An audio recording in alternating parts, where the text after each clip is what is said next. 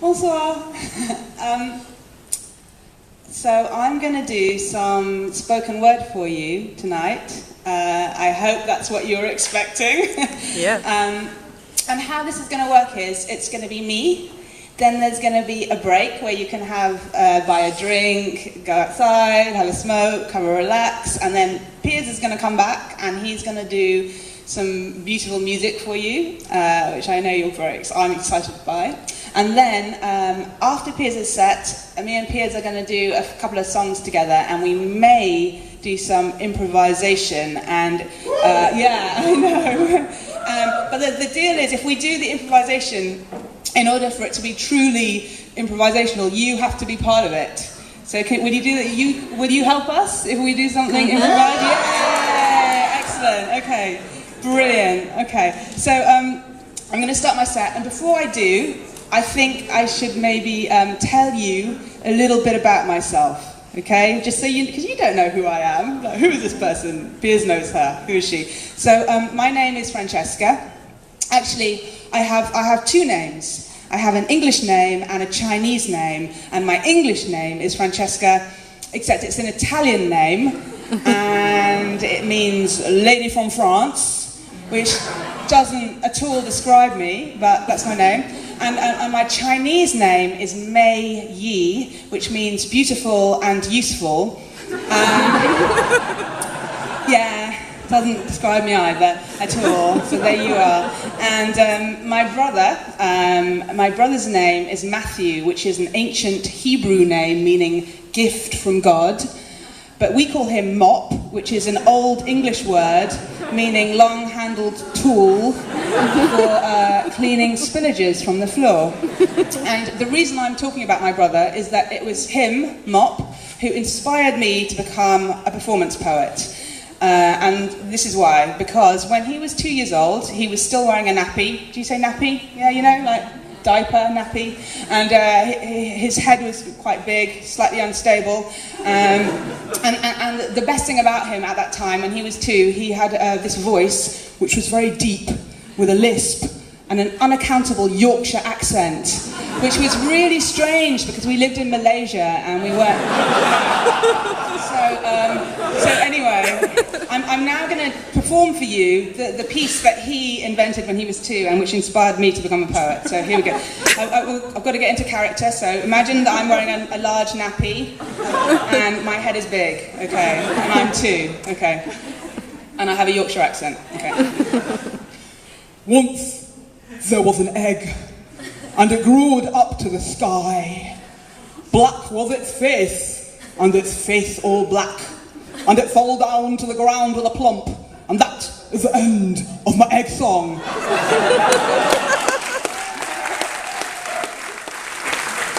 Thank you. Yeah. True story. Oh yeah, my mother's name is Lian Chu, which means pearl of the lotus. But if you say it slightly wrong, it means rotten banana.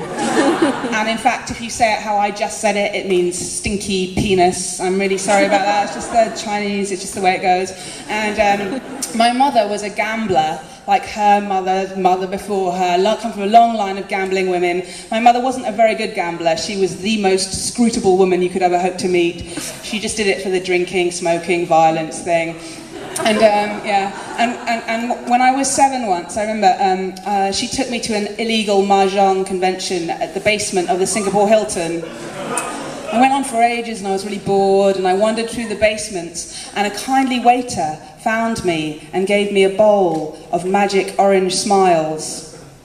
Actually, they were tinned mandarin segments, you know, but the juice, the syrup, leaked into my brain and shorted several circuits, and for years I could see the shapes of music, and even now, if I stare up at a really clear blue sky, I can taste the frequency.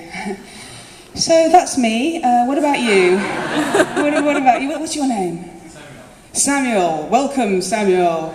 Excellent. And how about you? Lady in the hat, you look beautiful. What's your name? Eliza. Eliza. I'm going to be talking to you guys later. I feel sure of it. Okay. So So I'm going to do you some poem. Before I do, it'd be very helpful if I just take a quick audience demographic. So it's you just need to raise your hands. No one's going to be embarrassed in my set apart from me. It's fine. So raise your hands, and it's a Venn diagram type thing. You can belong to more than one category. Okay.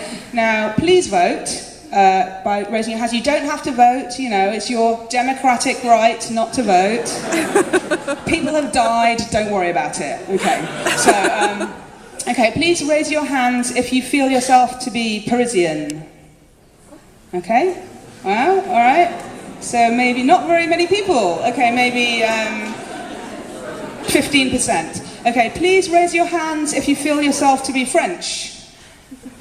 Okay, great, thank you. Okay, again, not very many people. Please raise your hands if you feel European. If you describe yourself as European. Yeah, maybe not 40%, my goodness. This is... Please raise your hands if you do not speak English. A couple of people over there, good. Please raise your hands if you... Okay, here we go. Please raise your hands if you feel yourself to be other. Other. Do you have that category? Oh, nice. Hi. African? Any Africans in the room? Any Asians? People who feel themselves to be Asian? Okay. Any Australasian people? Okay, good. Excellent. Please raise your hands if you were born in France. Wow. Oh, yeah. Okay, so maybe 40%. Please raise your hands if both your parents were born in Paris. Wow. 4 people. 4 people. Okay, how about all your grandparents were born in Paris? 1, 2, wow, amazing.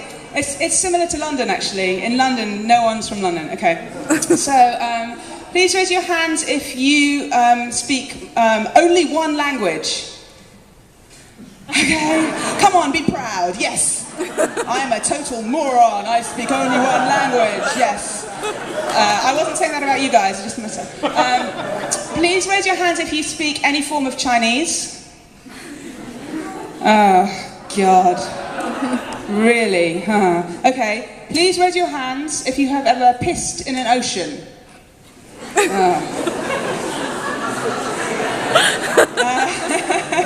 I'll accept C.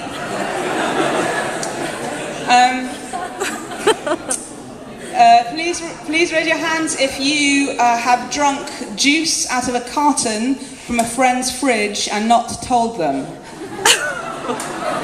There's quite a lot of you. Oh my God, more than any other percent. That's the biggest Venn diagram section. Oh, and you, Samuel, as well. Ah ouais. Oui. Boive. Okay. Je suis. Please raise your hands if you do not own a mobile phone. Okay, we're all in the same category. We can proceed. Excellent. Thank you very much. I'm going to leave you alone for a while just by talking at you. I'm going to do some poetry for you. It's a story, and it's set in London. Raise your hands if you've been to London. Brilliant. Thank you. Raise your hands if you've been to the Portobello Road in London. Okay, quite a lot of people. The Portobello Road, for people who haven't been, it's around where me and P used to live when we were in a band together. It's a very multicultural area. It's quite posh, but it's also got lots of people from all over the world. Do you guys know what Tesco's is? It's a supermarket. Yeah, right. Fuji apples, you know that. What else? I think that's it. I think there's no other cultural specifics. Let's go. All right. Oh, and we're going to start in the middle of the story, and then we're going to end in the middle of the story as well, but slightly further on. All right. So we're on Ladbroke Grove, and the trees are like saints in the dust of the avenue, and Joe asks me what I want, and I tell him something bad for me in American, and he disappears into the shade of Blockbusters with Crouching Tiger, Hidden Dragon, 10 quid overdue, and I go on through this melting part of the city. Tower blocks, tune, jazz and geometry, and money suns itself in Georgian terraces, and the homeless guy who lives by Tesco's is bathed in a tall glass of gold, and he salutes me, V for victory, as I pass through the sliding doors. Inside, the air hums with choice. If you are what you eat, I'm a Rubik's Cube of biochemistry, consumer of international scandal, global cuckoo diverting food from other people's mouths to my sleek fridge. But I buy free-range eggs and fair trade coffee. It's so easy to feel guilty, but I have a duty to my economy to spend money on stuff. And besides, it's tough making decisions. What do I want? Pick me, shine the New Zealand fun-size Fuji, and the Danish bacon stripes fatly, and the South African Merlot winks ruby, and the French Brie shrugs. If you want. I'm examining some vegetarian sushi when a fight breaks out in aisle 2. Excuse me, hello, a man has queue-barged. Perhaps an accident, zigzag trolleys jostling for position. It could happen. Still, he can't be allowed, not when there's so much feistiness around. If he was sensible, he would retreat. But he stands his stolen ground. Get back in your own line, shouts a matron in a sari. Get back to your own country. That was the wrong thing to say. The Filipina cashier squeaks in dismay, and the security guard with the tribal scars pushes past Japanese art students to her rescue, and the Australian chef from the Brazilian cafe says, no offence mate, but I think you're out of line, and 3 Jamaican women in 3 different queues start shouting abuse in a pincer movement of supportive sisterhood, and the one other English-looking guy, organic chicken in his basket, takes his iPhone out of his pocket, and ooh, look at his thumb go, he's not really here at all, he's surfing. The queue barger senses it's not his crowd and leaves, and instantly everyone starts talking, and the chef asks me where I come from, and I tell him Malaysia, and he says, oh, you're Muslim, and I say, no, I'm Chinese Malay, and he goes, ni hao, hern gai xing. And I freeze because I don't speak Chinese, but for some reason, instead of, explaining and leaving, my smile fixes in a grim rictus as his starts to fade, and now he's thinking my expression is politely inscrutable rage because stupid foreign devil has just called my ancestors a hell of goat fuckers by mistake. When actually he's just made a passable attempt at how's it going mate, and it's unfair on chef, but I'm fed up confessing that I don't speak Hokkien or Mandarin or Cantonese because people look at you like you've cut out your mother's tongue.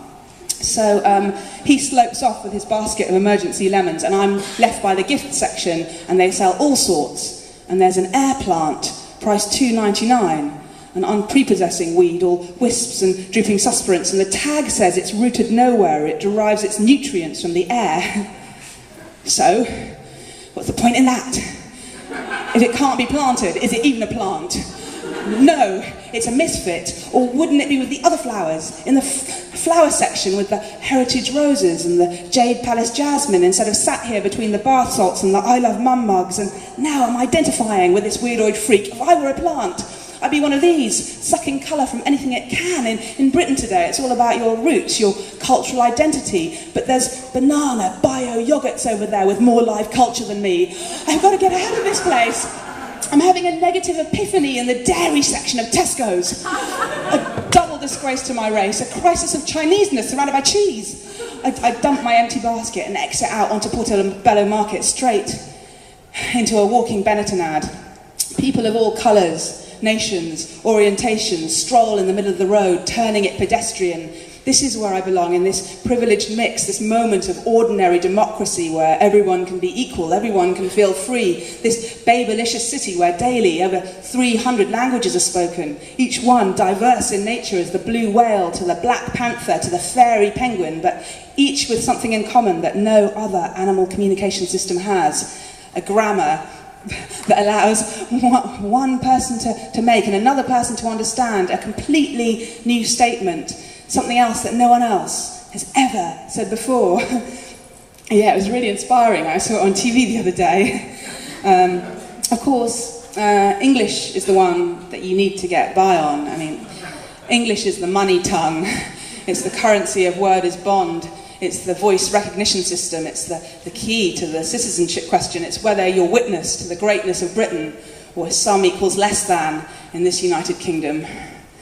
And meanwhile, on the other side of the world, my alternate sister sweats inside a factory, running swishers through machines, and I wonder if she wonders what it would be like to be me. Does she feel the same sun on the same skin? Does she see the same green? And I wonder, does she stand under the same stars? And does she understand chaos theory, quantum physics, quarks, all the songs sung by the scientists that comfort no one in the dark? Or does she burn paper money in the cemeteries to comfort her ancestors while mine watch hungrily under the frangipani trees, mosquitoes whining in their hair? I'm going to leave that story there. Thank you.